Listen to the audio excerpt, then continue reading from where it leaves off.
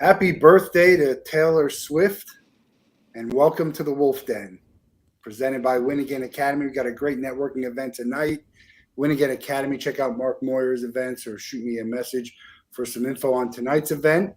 Today, we're happy to welcome Andrew Petcash to the Wolff Den. Welcome to the show. Matt, I appreciate you having me on. I guess it's not Taylor Swift's 23rd birthday anymore. I know that's the big age she's been stuck on forever. How old is she anyway? I don't know. I have no idea. She's not as old as I am. That's all I know. But good for her. Hope she has a great day. Sad news in the sports world. Mike Leach died, heart complications. So our thoughts to his family and the Mississippi State and anyone who knew him. And it's what life is short. What can I tell you? We try and live our life to the fullest. It sounds like you're doing that. So for the people in the audience who don't know who you are, give a quick intro and then let's get into it. For sure. Yeah. And, prayers out to Mike Leach and his family as well. Good one, gone too early. But name's Andrew Petcash. Started Profluence Sports about 18 months ago after graduating from Boston University, where I played basketball. And now kind of building a flywheel component where media is a big piece of it, cover a lot of the business of athletes, NIL, and future of sports stuff. So it's a podcast, newsletter, and then a whole website around it. And I do a lot with my personal brand as well. And it's been fun networking, meeting people, invest back into some companies as well. And that's kind of the quick 20, 30-second rundown. Yeah, how did you go from college athlete to in the sports business? Honestly, it was a pretty easy transition. I think it's very similar to being an athlete and an entrepreneur. Pretty similar, in my opinion. You got to schedule your time. You got to figure out what's most important. You got to train different aspects. You got to know the right people. In sports, that's like a trainer, coach, and business, that's the right people that can move things forward. And to me, it was a pretty easy transition. Talking with a lot of pro athletes, they say the same thing, where it's actually the hardest part is just giving up the sport and walking away and being like, wow, I did that every day for me 22 years of my life, and then it's just gone. And I don't even want to touch a basketball now, which is just kind of crazy to even think about. When it was like every day, that's all I was thinking about. But how? I mean, you graduated not too long ago. This is fairly, you're young by anyone's real standards. How do you get into that position where you can start a business where you have the following, where someone wants to hear what you have to say? And we'll explain a little bit about what you do, because it is. Well, I guess you can explain it, but from what I can tell, it's part your thoughts on it, but you're really kind of sharing what's out there with a spin on. So a lot of it is fact, right? Here's facts, and here's what I think about this. Yeah, for sure. And I guess I'll kind of go into that a little bit. But I have a lot of conversations with people, and that's what fuels it. So today I heard something fascinating from a golf company that's doing something direct from fan to athlete, meaning pro golfer. And so now when I'm thinking about writing my next piece, that's in my head. So a lot of it is around the conversations, and I can see where the trends and everything's going. And then I do my research, and that's where the facts come in. And then it's my opinion on top of the conversations. So it's a nice little mix where you really get three different angles. You get facts and research, you get my opinion, which you may or may not agree with. And then you also get to hear sort of secondary what's being built in it and their thought process around the market or their opportunity or their company business or their investments, whether they're an executive, athlete, founder, a bunch of investors as well, kind of chime in like, hey, we're doing a lot in esports, or right now the word is none of them want anything to do with esports. So it's just kind of, I feel like I'm ahead of the curve on a lot of things, which is nice. It's a little like sports business is, it's crazy how big it is. Sports has always been a business. This is nothing new. It's literally always been a business, but as the stakes get higher and the money gets higher, it becomes more important. And then the line between sports and entertainment and winning and all of this, it becomes more apparent. And then decisions made differ as the money gets higher and the money only seems to be going up. It's the money doesn't go down in this world, right? You get a Wow. contract, and now the bar is always set, and it doesn't seem to get affected by anything. It's wild. I mean, how do you navigate through that if you're trying to get into this at this point? It's like almost like the Ponzi, not the Ponzi, like the multi. If you're in it early, then you're in, and now if you don't get in right away, whew. Yeah, I mean, if you look at it even from an athlete perspective, it's wild where someone like Michael Jordan only made 30, 40 million in his career. And when you say only, it's relative, right? But once this next NBA media contract hits, these guys are going to be making 70, 80 million dollars a year. And you collect that over, they're going to be $500 million contracts. We're going to have players making $1 billion in just salary. So it's like before you had to start a tech company to even have a chance to make that kind of money. And then you owned a sports team. Well, now there's still owners of these teams, but then there's also athletes a part of it that are basically billionaires through just playing a sport. So they're their own whole business. And so now you see them rethinking, do I just sign a deal with an apparel company and some restaurants and get endorsement money? Or I have such great power and influence. Do I go and just do all my own things and go direct to fans or direct to people? And we're seeing a whole new thing because these athletes themselves are a business, and NIL, name, image, and likeness, basically accelerated that and moved it from the top level athletes all the way down to the 10-year-old that's already thinking about now the business side. Some news about high school and NIL. I didn't get to read it yet, but I'm sure it'll be interesting. My friend and I were just on the couch watching. I think we were watching the World Cup, and we were talking about billion-dollar athletes. There's like 6 of them, I think. Jordan's one of them. But to your point, they're not billionaires because they played sports. The contracts that they made, and look, now we got Judge signing for $300 million. But even then, it's their brand, it's their endorsements, it's their ability to do that. And the other thing is, these owners and the sports are not paying an athlete if they don't know they're going to get the return on it. They're not guessing, hey, let's give this guy $300 million, maybe we'll get it back. So that's really dictating like how much money they're making on it, to be like, all right, it's crazy, but if they're making it, and it's not by a small margin, right? They're not paying him $300 million to get a 10% return. Right. I guess it's really just how high can it go? I think that's the point we're at now, is how high can media contracts go and how much are these athletes really worth? I think we still got a pretty good ways to go. Yeah, they're worth what someone will pay them, right? As you see, I mean, we'll see what happens with Odell Beckham. I don't know.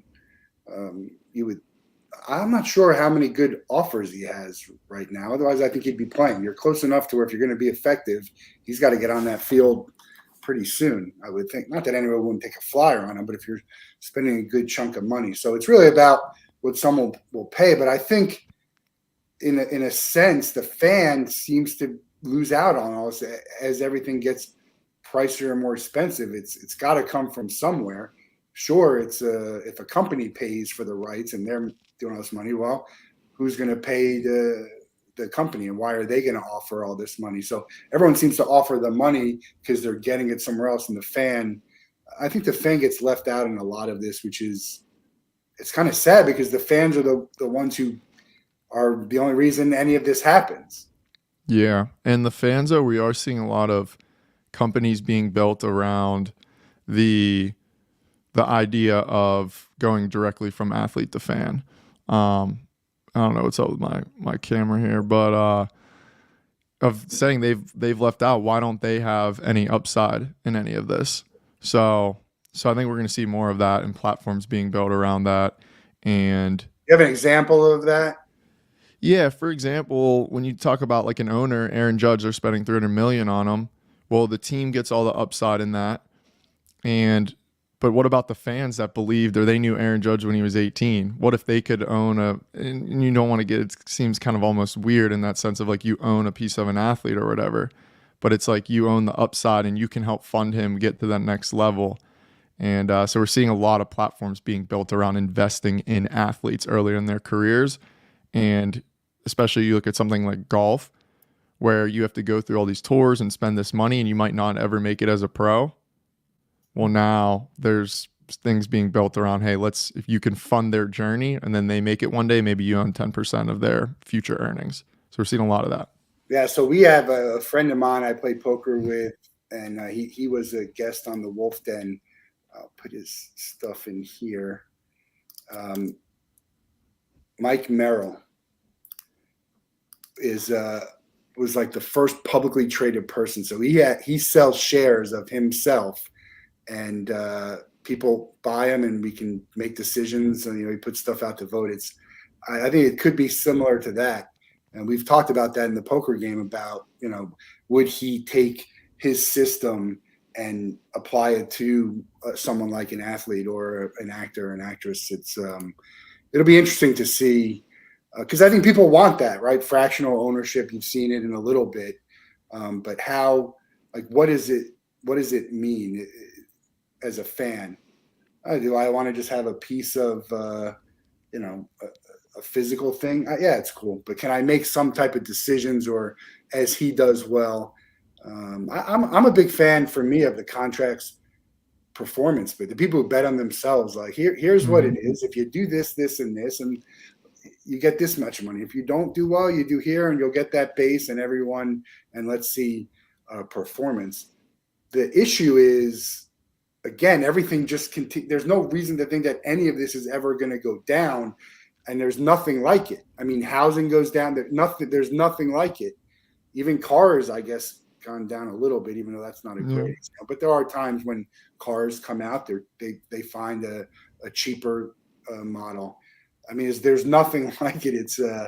It's crazy. So it's smart to be in the biz, but now you got to be a little bit careful too, because everyone wants to be in sports business, right? Everyone wanted to work for the teams. Everyone wanted to be in sports biz. So there's a lot of people just jumped in, throw money at it, sort of like when the pandemic happened, started a company, and so you got to sort of be careful about that. Even some of the bigger names, major layoffs and having financial problems.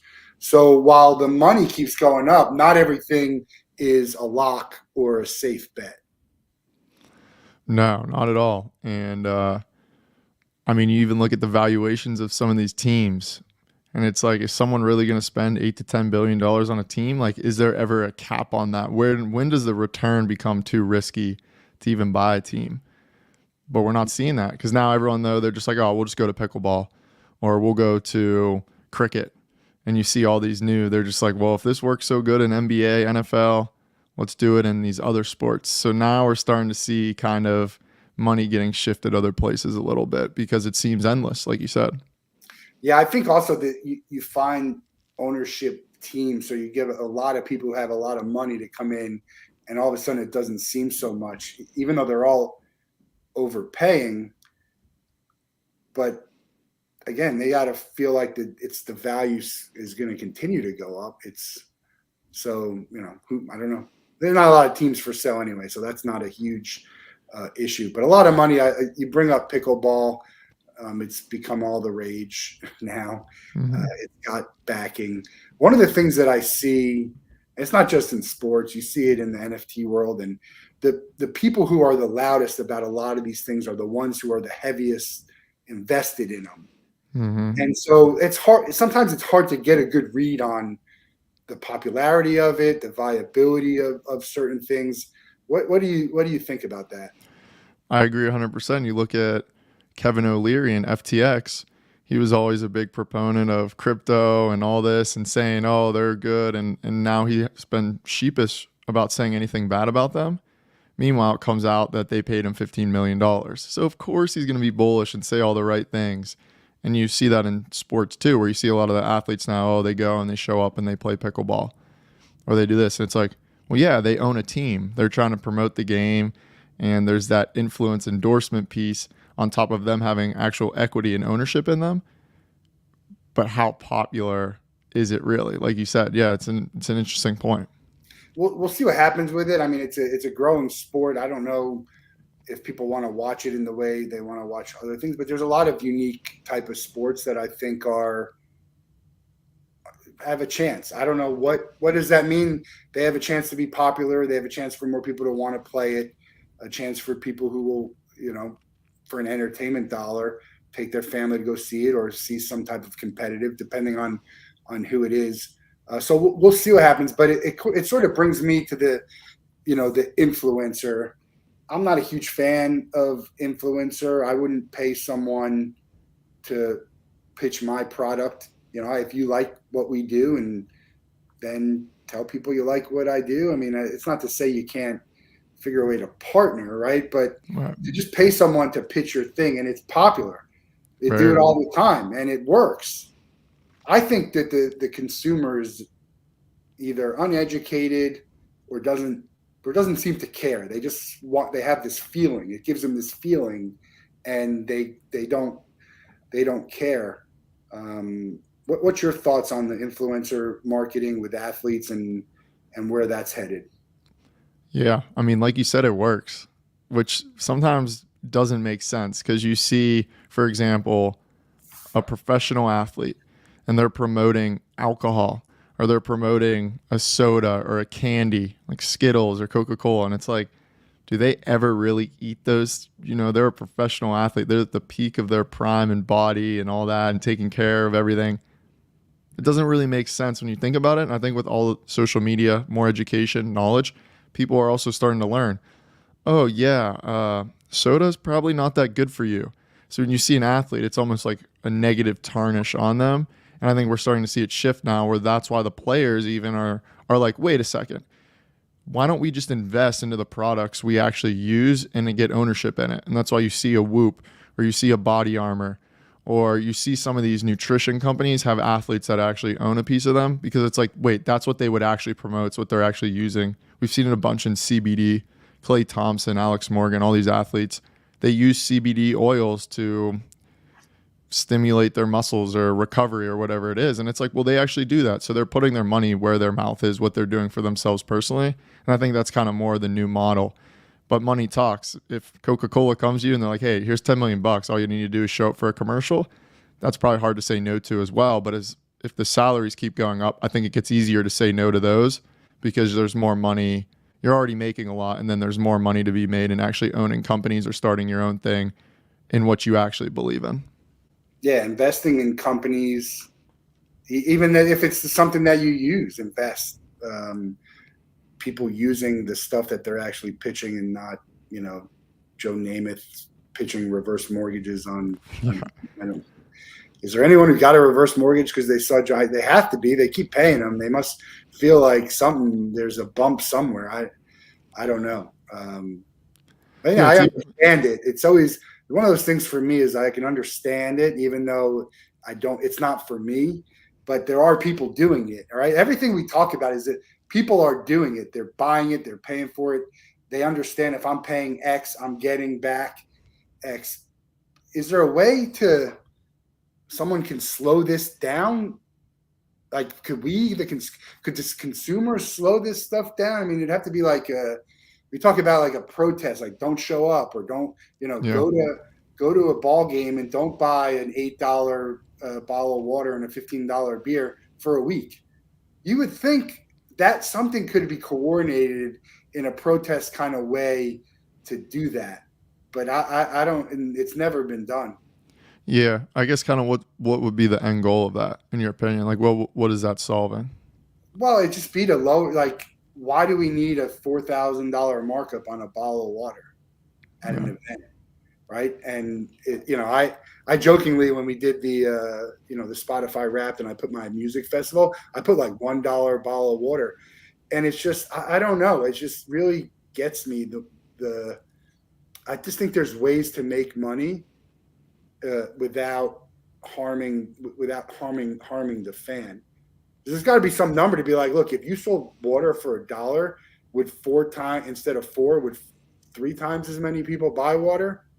And now maybe you don't make exactly much, but you're making, and it's just all about the experience. I feel for the fans. I think there's a way to do it. And it brings me here. Let's talk about the Savannah Bananas. Yep. Customer of ours. They're fans first. I think they're found that they're going to be making money and selling stuff very reasonably. A team, for those who don't know, Savannah Bananas, we're an independent minor league baseball team that we're unique. They're kind of they're kind of like the Harlem Globetrotters now, Yeah. and decided to stop playing associated baseball to do their banana ball. By the way, they won the league 2 years in a row, so they were good. But they've decided, and we'll see what happens in the long term. What are your thoughts on that? I think it's the new model. I think sports have always been about entertainment, and then we shifted away a little bit too much where it's like, wait, these are such great money makers, and it's become more about that, but we're forgetting, and I'm saying we, but it's really the organizations and leagues forgetting that at the end of the day, sports are supposed to be separate from politics, separate from all this other stuff. You're supposed to go there to go and have a good time, hang out with family and friends, and be entertained.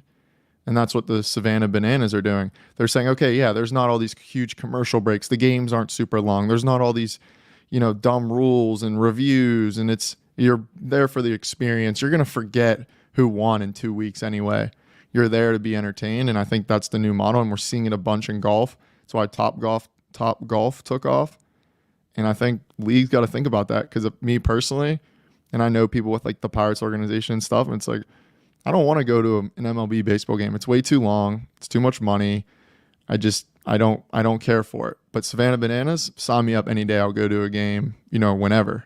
I think we're going to see that TikTok short attention span model take over all of sports. Yeah. Well, I mean, the traditionalists will say some of these sports can't change that much, but you'll see the pop-up stores. There's room for it. But you can entertainment infuse stuff. That's a lot of. It's not like they changed that much in baseball.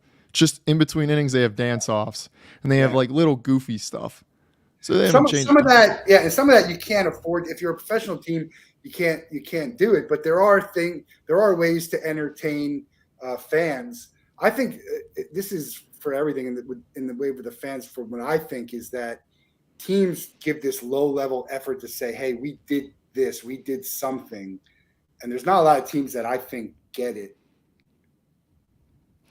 No, and because you speak of the money piece too, a lot of the smarter people, there's a lot of smart people in every organization, but they go more towards the business side, or they go start their own thing, or they're, third party associated. So the actual people in the organizations are sometimes diluted talent, where they're not the big thinkers. Where Jesse Cole, the Savannah Banana owners, he would be great as a GM or high level person in an actual MLB organization, but he's like, no matter what he says, they're going to say no to everything. So he just went and started his own team and transforms it. So you have to have more innovation within teams, leagues, at the professional level as well.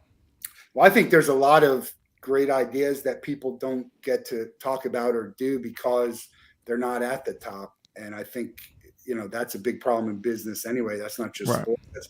That's everywhere. And why people are going on to their own to say, hey, I have these ideas. I think my ideas are as good as your ideas, and I'll take a chance, betting on myself. It's one of the great things I love about doing what I do is I have no one to answer to. Yeah. So if I have a good idea, it's all me. If I have a bad idea, that's all right. We talk it out. It didn't work, but I'm at least going to be able to control my own destiny.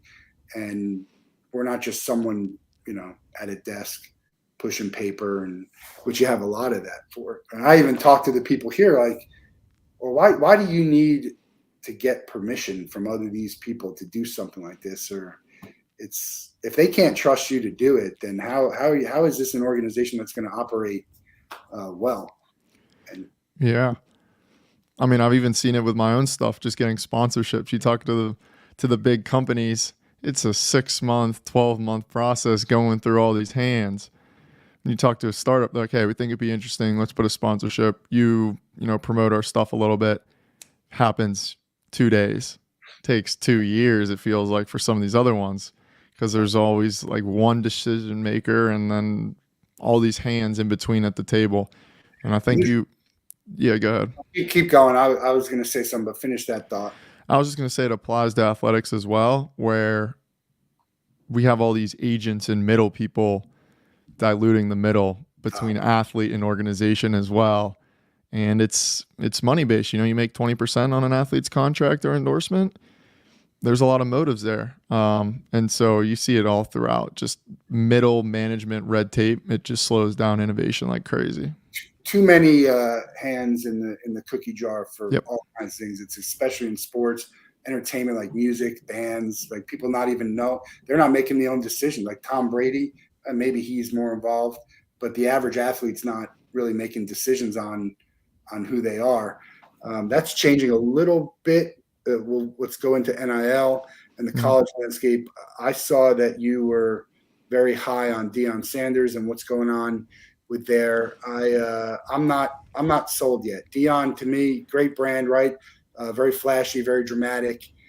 I think people wanted to play for him at Jackson State, and I'm not sure you or I are the people to talk about this, but for the culture, right? It's to be able to play at a historically black college and be good and maybe bring some highlights to that. I think that there was a draw for that, and there's a draw for Deion. Colorado's still Colorado right now. They have an uphill battle. He'll get some people. The NIL and the portal will help him a little bit, right?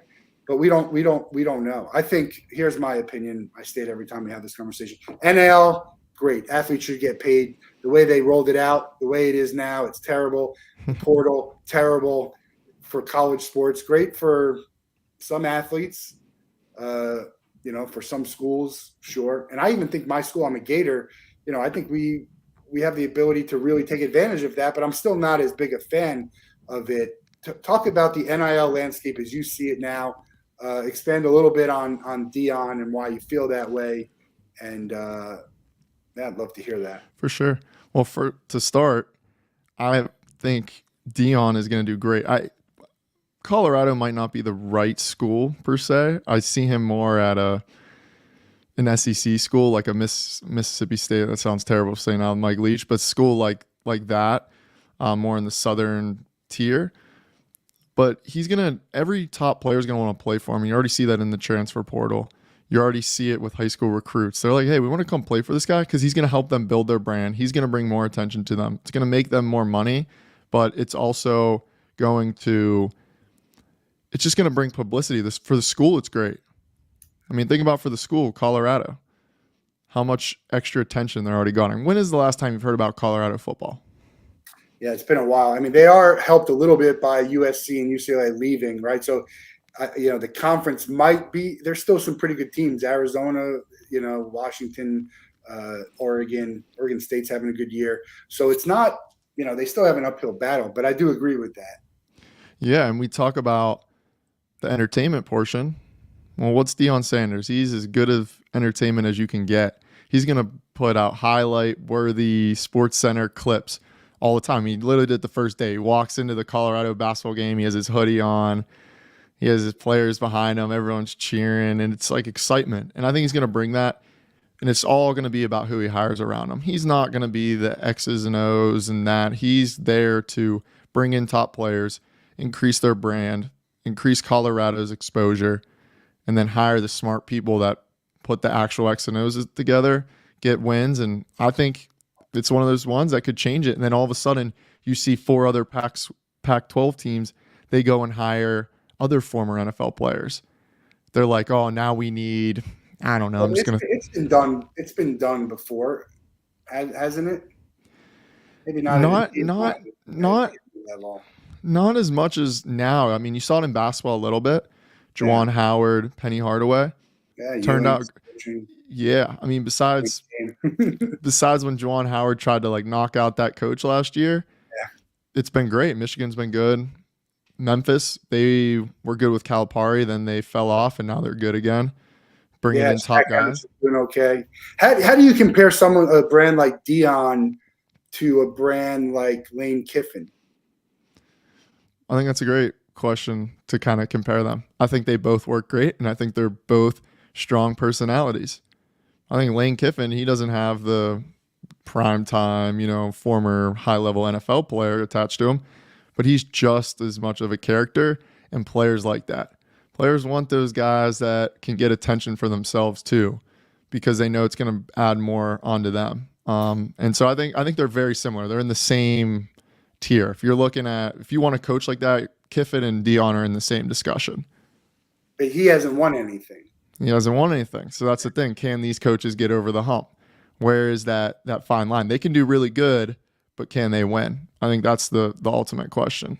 Does it matter? Does it really matter? I mean, we're talking sports business. Dion, whether he wins or not, will get another look somewhere else. He's got 30 million in his pocket, endorsements, whatever. He can go on television. Does it matter if he wins? Is that a problem in sports, that it maybe doesn't matter if you win? I think it's a valid point. I think it doesn't matter for him. I think it helps him. The more he wins, the better, even if he does decent. Of course. But even for players, do you think, the 5-star recruit that comes in and he makes $500,000 a year and he plays at Colorado and he has a chance at the NFL, but he doesn't win that many games? He's not going to care as much anymore because he got paid. Dion helped him do that. He got more publicity, social media attention, which means more followers, more endorsements, more influencer deals. Are they getting 500? Because there's been very little transparency. There's no. Are there players getting $500,000? Oh yeah. On the And table, not off the table. I often forget that my circle and like a lot of people I talk to, like it's all behind closed doors, and we talk about this stuff, and it's not really out there that public. But yeah, I mean, you look at college basketball, below average transfers that are maybe going to be 6th, 7th players, coming off the bench. I mean, they're getting 6 figures to come transfer. So the top That's football, on the table. and it's mostly under. Yeah, it's all mostly under. Yeah. But I mean, yeah, these guys. But what's the point of NIL if that has to still go on? The point of NIL is, so I get in this discussion a lot. People will be like, "Oh, NIL is just a social construct and all this," and it's like, well, NIL, you're taking it at surface level. You're thinking, oh, it's endorsements. Endorsements have been in sports forever.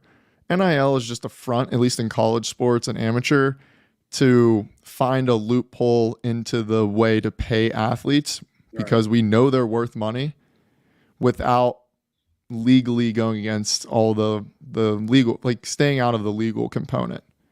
Because then you got Title IX comes into it, all the antitrust and all that crap. So it's really just it's a back end method. It's a loophole, and people, the terms, lawyers, they won't like that term, but that's really what it is. It's to say, hey, we're going to create this entity, and it's going to serve like a Subway or a Coca-Cola, and it's going to pay guys. And I mean, when recruits come in now, and there's all coordination across it. Every Power 5 school's doing it. You have to. But most people don't want to talk about it because they're tied to it or there's money in it for them. And for me, I'm not tied to any of it. So I'm fine to sit here and be like, yeah, of course, there's guys easily making $500,000. Every top level recruit's going to get at least that. But, it's hush hush. So it's how long until it gets cleaned up and sort of in the way it's intended to be? If you had to guess. Yeah, I mean, cleaned up's tough because it depends what level of cleaned up. But the problem is if the NCAA tries to come in and say, no, we can't have these collectives paying guys, the Big Ten and SEC are going to be like, screw you, NCAA. Why are we paying you money? We'll just go start our own super conference and we'll pay our guys and we'll take the media contracts with us. Yeah, we had a NIL conversation. The NCAA is in a real rock and hard place here. They're the reason why we're in this mess. So they can't push too hard on it. And they're just going to be like, oh, yeah, we got this, and sort of want to sit in the background and hope nobody says anything or nothing goes wrong. It feels like a big problem. Yeah, and what are you going to do? Punish every team? I mean, there's basically mid-major basketball programs paying guys. They barely punish teams when they deserve to be punished. Yeah. I'm not for any like the SEC and the Big Ten. I like the NCAA the way it is. I think there's value to it, to having structure and having levels and different conferences and but they're unbalanced. It's like I don't know that that's good for college sports. It's a tough spot to be in because we want women's hockey and women's field hockey. but it's also like it's coming off the backs of men's football and basketball. When I played at BU, I mean, the field hockey team, we were literally on the same budget, like transaction sheet. Like they came out of our budget and they were good. They won national championships, but it's like, or they won Patriot League titles. They got close to winning it, but it was like without us, they don't exist. But it's also saying like, well, what if instead of paying them because of us going and playing big teams and making money, and we made the NCAA tournament, which is a nice big buyout or payout. Why don't we get any of that? We're the ones actually doing it. Why is it going towards this? So it's like balancing all this. Did you play in the NCAA tournament? No, it got canceled. It was the stupid COVID year. Yeah, the 1 year it got canceled. It was like my last basketball goal was make NCAA tournament. We went, we did it, won the Patriot League. Probably would have been a 14 or 15 seed. You never know. But yeah, it got canceled. That would have been fun. Yeah. I wanted to go one last college football. I was on Twitter and someone's like, who's the USC coach? Lincoln Riley. Yeah, Lincoln Riley. 6 years coaching, 3 Heisman championships. And I said, yeah, and 0 playoff wins. Yeah. It's again, do we need to win? Why is you had an interesting story in your newsletter about women's sports. Mm-hmm. It's so hard to get a read on women's sports and the popularity of it, and everyone says it's growing and this, but Bill Burr had a funny. Yep, I know what you're talking about. Yeah. It's kind of like, I hate to say, because look, I'm all for women's sports. I don't go. I watch them, the big events, much in the same way I watch men's sports, sort of. I have my teams, but in general, I'll watch big events for anything. I'll watch the Women's World Cup, and I'll watch a little bit of the College World Series for women, and I'll watch a little bit of the WNBA Finals. But people have to support it. If there was people to support it, then it would be doing better. They'd be able to charge more. I don't know. A lot of it seems to be doing fine, and there's an appetite for it. How do they get better and more visibility? How do they do that? Well, that's another piece of it. That's why I can write a lot of these things, and I hope I can forever, but I'm not tied to anything. I don't have certain, people telling me I can do this, can't. So I can put what everyone's thinking, and that's why it resonates, and it's done pretty well. But of course, I was just watching the women's volleyball and the semifinals and all this, and I love it, and it's awesome. But then we almost tried it, and the basis of that piece was the men's soccer team and the women's U.S. soccer team are splitting money based off the U.S. winning. And it's like, why are we trying to make everything equal? They're allowed to be different. Maybe we shouldn't focus on, why are we trying to make women's basketball, the WNBA, as popular as the NBA? That's never going to happen. No matter what, it's not going to happen. Yeah. Women's volleyball, though? No one really cares about men's volleyball, but we'll watch women's volleyball or softball. There isn't, professional men's softball. Why aren't we focused more on a sport like that? Because it's different. It's women's. It doesn't exist on the men's. There's no opposite. Why aren't we focused more on those things? And the people saying women's sports are growing and doing all this, they have some political incentives, and a lot of them have money in it too. They've invested in women's soccer team, or they've invested in a women's league. Like there's this new volleyball league, and all these pro athletes, men's pro athletes, are invested in it. So of course they want that to grow because their investment, they're financially tied to it. So it's like you said, it's hard to get a true scope. And if you look at women's sports in general, it's watched way more by men.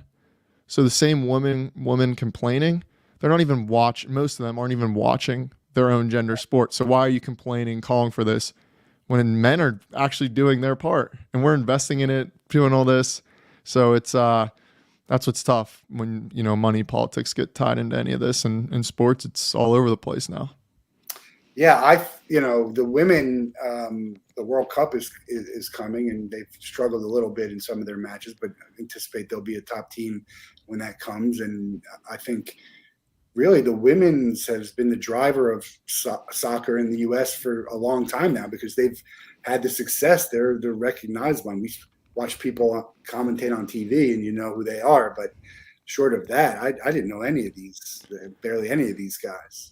because you hear about them once every 4 years. Yeah. Women are in the news because they're always winning and they're playing and they're qualifying and they're at the top. So I think it's an interesting. There's a lot of money in it, and there's opportunity. I don't know who's figured out how to enhance it and get the visibility, but if there are people working on it, I think there's opportunity there that could flourish. And it's a sport like pickleball where there's females. Yeah. Certain sports you'll be like, look, these women are pretty damn good at it. Yeah, I mean, I watch female tennis all the time. It translates. Just like certain sports. Yeah, I just think it should be focused less on making things equal and more on enhancing the differences and then putting the money towards that.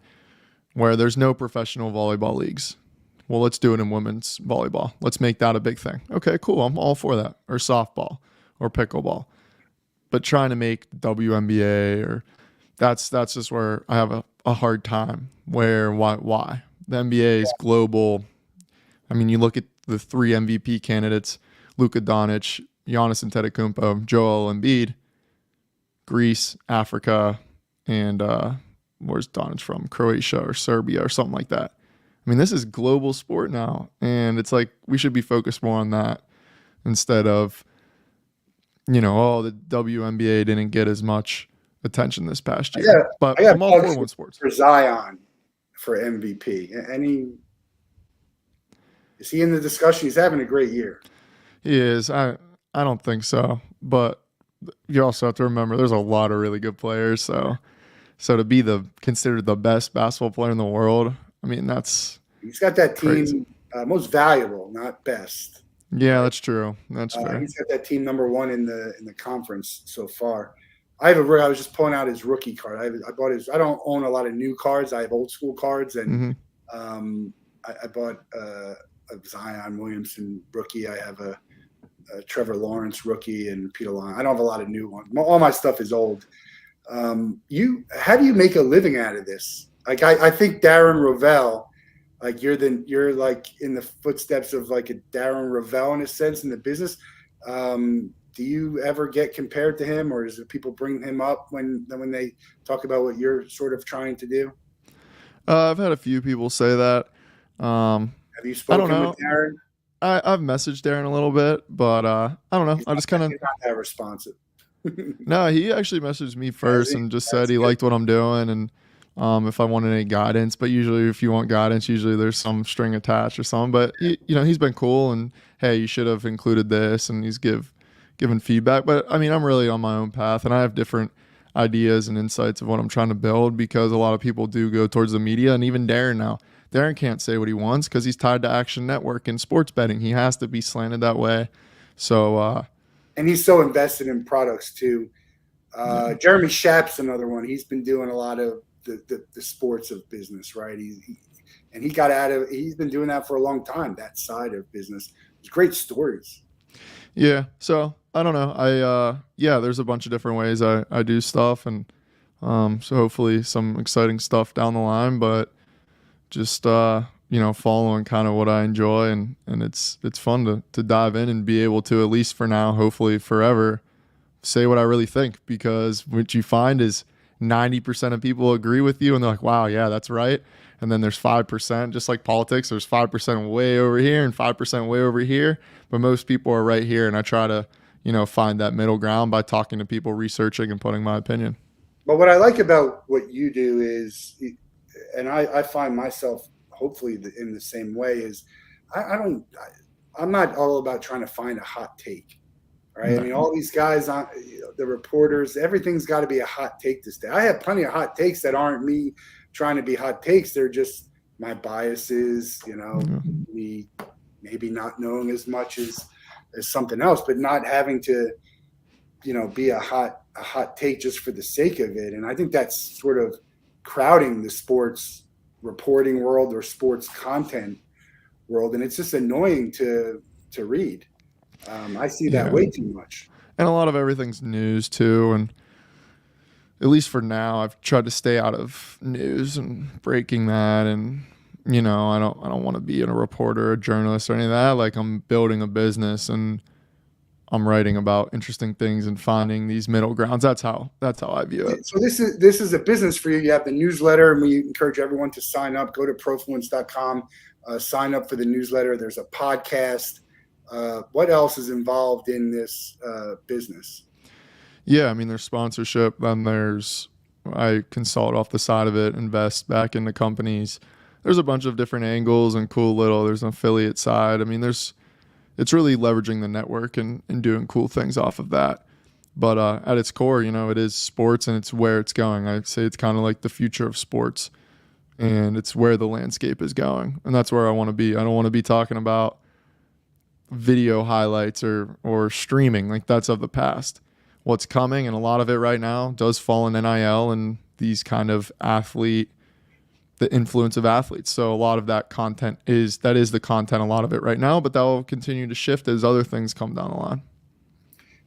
You talking about reinvesting in companies. Are there a couple you want to talk about that you are excited about? I'll talk about two that are public, but I kind of see where the space is going. So anytime I write something, I get a lot of inbound too of people, hey, I'm building this, or hey, you should talk to them, and so that's what's been cool. So I get to see the space and make decisions based off of it.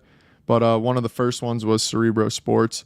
They're a basketball data analytics company doing a bunch of cool things about, when we talk about, you say, should Zion win the MVP? Well, is there a number or is there some kind of data that you can crunch to formulate this? And so Cerebro's taken this kind of number analytical data approach and pushed it to use sports in college for transfers and recruiting and all this kind of interesting stuff. And then another company I'm invested in that I think is taking the interesting approach of what you said of going directly from athlete, and it's more fitness right now, but they're getting into athletes right to fans or young athletes, is called Playbook, and it's an app. And so like athletes, so for example, Kyrie Irving or Steph Curry could go and film their ball handling drills they do, or their weight training, and basically sell a subscription to young athletes. And it's an interesting model, and I've seen kind of behind the back end, and you would be amazed at some of these, you might call influencers, especially in fitness, or you might see them doing, you might see them on Instagram, bicep curling, or, I mean, some of these guys and girls are making buku money, and it's like athletes now, they're going to start to be like, hey, why is, this trainer so popular? He's never played in the NBA. I can make a few extra $1 million a year just doing my ball handling drills. And they're doing a lot of that. So those are two I'm pretty excited about, and they're doing great things. I was talking about I was in with my friends. He's talking about his kid, 14 years old, playing fantasy football. And I retired a decade ago from fantasy because I was telling him when I started fantasy football, we would have to wait till the Monday paper came out and manually scored. Now, every time someone makes a run, how many points you're down. Are you a fantasy player? You know what? I retired a few years ago. No, I've had some sports betting companies give me some like money to play around with, but I've been cautious because that's there's no real middle ground to sports betting. You're either all for it or you hate it. Yeah. And so I've been cautious around that. I think that stuff's interesting. Fantasy sports I like, but I just found it taking up too much time and then becoming too attached to this imaginary thing and playing with emotions, and then you waste time because you want to see things. So to me, it was just I had to cut it out, not because I don't enjoy it. I do enjoy it, but just I'm focused. I'd rather go talk to an NFL player and figure out how to do stuff than have him on my imaginary team. I'd rather him be like on my business team. So it's more of a time thing for me. How do you find your network? What resources do you use for people who are wanting to do something similar to this, start a business? They're young or they want to do something different. What's been your go-to resources? Yeah, I mean, it started out you read books, and you just kind of get the mental, and then I reread the same ones every year now. I'm not into all new books. same core component. I think that's good to get your mindset. And then to me, it was just, hey, this is what I believe. This is what I'm learning. You put it all out on social media. And then I've just slowly gone from Twitter to then a newsletter to then, TikTok, LinkedIn, now a website, podcast. And you just slowly add to the wheel. And for me, I've been blessed that everything, almost 95% of has all been inbound. Just people being like, hey, that's super cool post. They're super cool. And then I use them. And once they're in, then they, help introduce. And it's just the flywheel effect. But I haven't done too much outbound. My thing is if you put out good stuff, you'll attract the right people in, and then just make sure to add value to them and they'll spread it. So that's really what it comes down to at the end of the day. How much value can you add other people? And a great place to start is putting your thoughts out because other people will agree with you. Yeah, or disagree, which is good too. Yeah, it is good. Some of the best relationships or most interesting people or conversations come from someone disagreeing.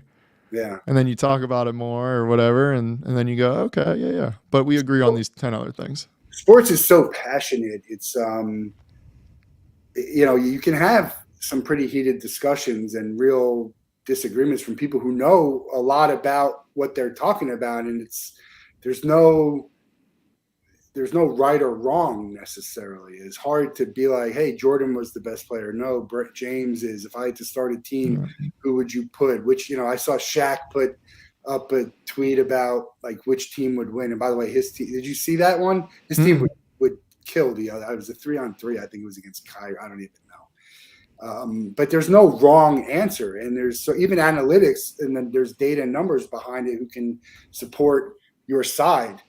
That's such a great thing about sports is, and we play on the field too, right? We can talk all we want, but look, you're going to see people play and get to defend. Yeah. I mean, look at March Madness basketball. Every year there's 15 seeds that win. Every analytic stat, everyone would say, hey, you're taking the 2-seed team.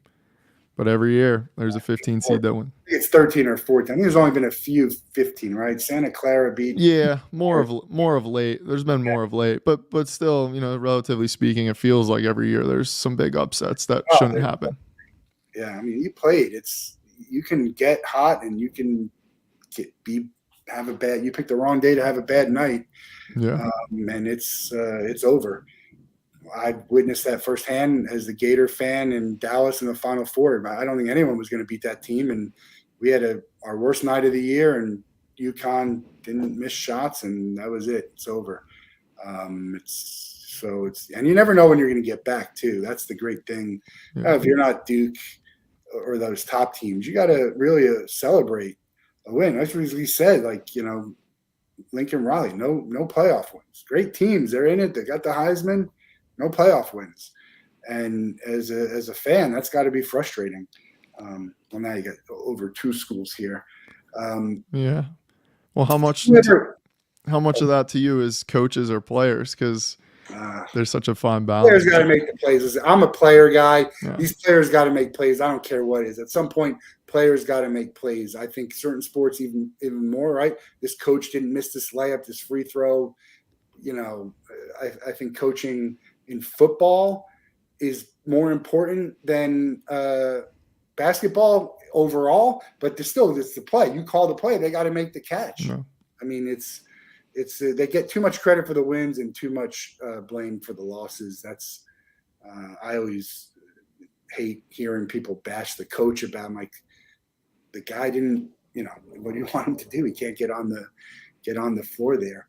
This maybe seems like a weird question, but you being young and doing this sort of right out, did you think about just going to get a job and a career in something? Was that something that you thought of, something you tried?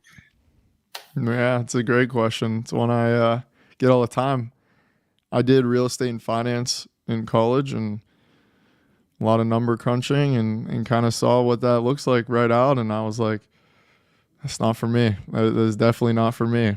But I've been able to leverage that and the number crunching and having this deeper understanding of finance and pull it back into this. So it actually ended up adding great value to anything I talk about because there is that background and Excel sheet, that type stuff where I don't use it much, but it's like still the math happens there. which is good. But no, I never even tried. I went right into it, and I used my Twitter to then land a job, and took that to then fund this, and then just, slowly made this the main thing. So luck, part of it, hard work, putting yourself, it's just kind of how it happens. But you need a little bit of all of it. yeah. So yeah, any advice to someone would be like, just go for it. Cause I at least know where I'm going and what I want and don't. I know more of what I don't like and don't want to do than I would of what I do like or do want to do. And so I can at least, that's very better. interesting because I hate to see, but you're young. What happens is I'm 46, and so over the course of my life and getting older and going through this and having been working, and even it may be probably in my parents' marriage, like there's things that you learn. It's a lot easier to know what you don't want than what you want, and that really sort of shapes where you want to go. Where you're sitting today, how close is what you are doing to what you want to be doing? I'm not talking about you're going to scale and all that, but the core of it, how close are you to doing the way you envision it? Yeah. I think if you would have asked me this a year ago, I'd be like, I'm right where I want to be. But I think, how that ever evolves. There's just always some more, and I don't know how it's going to play out. And I think that's what's fun about it and what I'm trying to do. And I kind of know, I know where I'm going, but I'm taking it step by step, meaning I'm kind of walking in the fog of like, I don't know which lane. Like there's different options I've had presented to me, and I've had people try to come in and buy out and do all this. And I'm like, but then I'll be right back at the same spot I was to start with.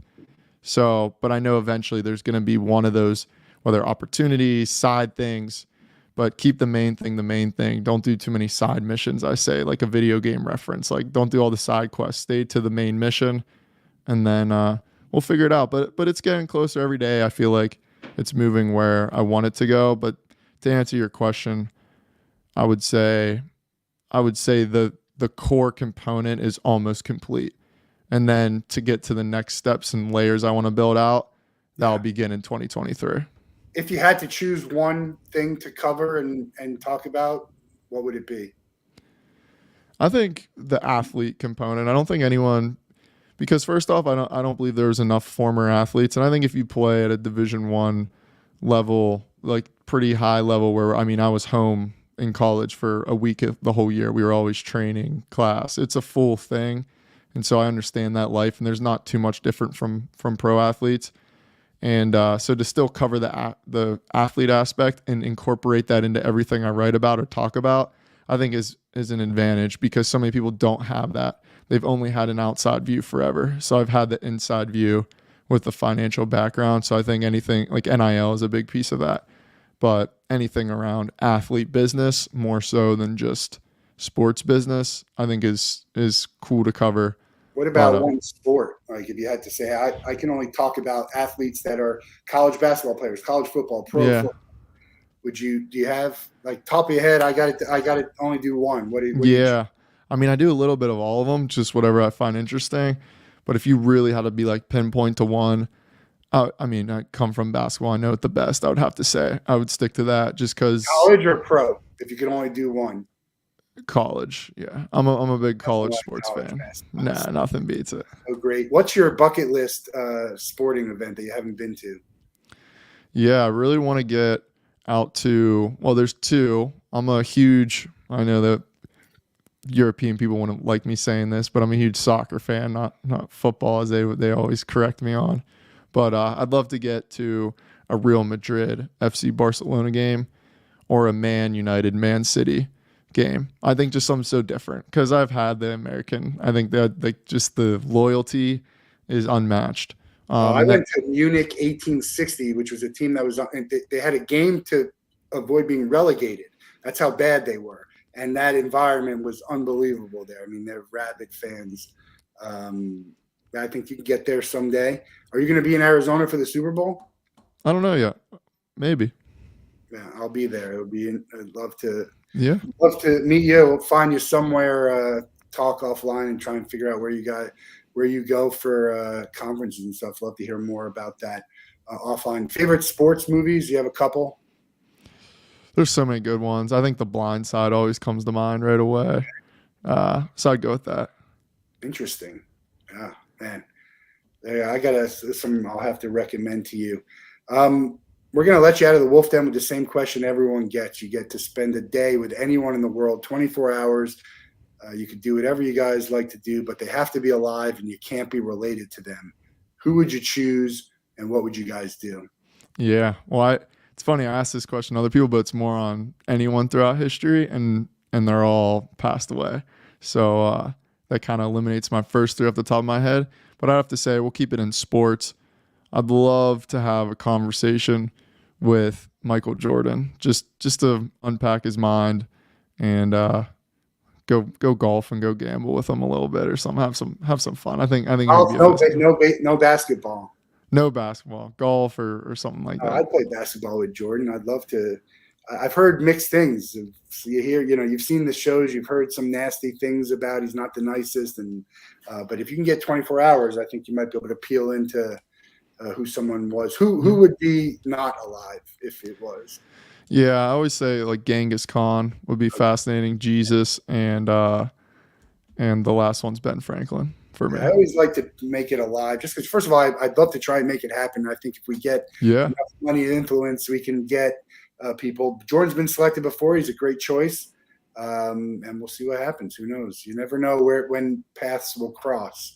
100%. And I think you're a rising star and a great follow. So I hope people don't just go look and see what the big names are out there and give people a choice. I think that's a big problem with everyone's looking at. If I had an idea, let's do Twitter, but you have no idea who's writing what's there. And then let's see what you think about everyone's comment, right? Are you going to like this dumb comment?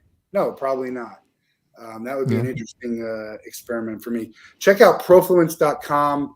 He's all over social media at Andrew Petcash. Really appreciate your time. LinkedIn as well. If you want to follow and get some more sports biz information, follow him, and we'll talk to you soon down the line. Appreciate you having me on, Matt. All right. Thanks, Andrew.